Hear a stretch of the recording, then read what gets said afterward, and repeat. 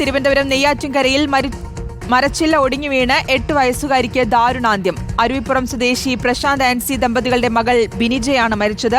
വീടിന് മുന്നിൽ കളിച്ചുകൊണ്ടിരിക്കുമ്പോഴാണ് അപകടമുണ്ടായത്. അശ്വിൻ ഡിയാഗോ നൽകും വിശദാംശങ്ങൾ. അശ്വിൻ, എപ്പോഴാണ് ഈ സംഭവം?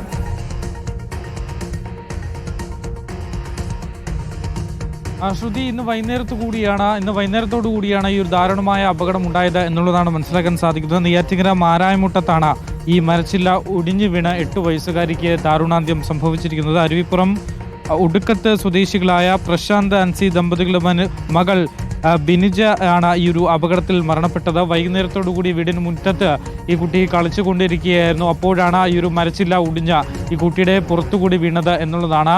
ഈ സ്വകാര്യ പറമ്പിലെ മരച്ചില്ലയാണ് ഈ ഒടിഞ്ഞ് കുട്ടിയുടെ ദേഹത്തേക്ക് വീഴുന്നതും. ഉടനെ തന്നെ ഈ കുട്ടിയുടെ നിലവിളി കേട്ട വീട്ടിനകത്തുണ്ടായിരുന്നവർ ഓടി പുറത്തേക്കെത്തി കുട്ടിയെ SIT ആശുപത്രിയിൽ എത്തിച്ചെങ്കിലും വൈകുന്നേരത്തോടു കൂടി അല്പസമയം മുമ്പ് രാത്രിയോടു കൂടിയാണ് ചികിത്സയിലേക്ക് ഈ പെൺകുട്ടി മരണപ്പെടുന്നത്. മാരായമുട്ടം സ്കൂളിലെ 2ാം ക്ലാസ് വിദ്യാർത്ഥിയായിരുന്നു ഈ കുട്ടി എന്നുള്ളതാണ്. കുട്ടിയുടെ ജീവൻ എന്തായാലും നഷ്ടപ്പെട്ടിരിക്കുന്നു. വൈകുന്നേരം ഈ കുട്ടി പുറത്ത് വീടിന് മുറ്റത്ത് കളിച്ചുകൊണ്ടിരിക്കുമ്പോഴാണ് ഈ മരച്ചില്ല ഒടിഞ്ഞ് കുട്ടിയുടെ പുറത്തുകൂടി വീണത് എന്നുള്ളതാണ് നമുക്ക് മനസ്സിലാക്കാൻ സാധിക്കുന്നത്. എന്തായാലും ഒരു അതിദാരുണമായ ഒരു സംഭവമാണ്.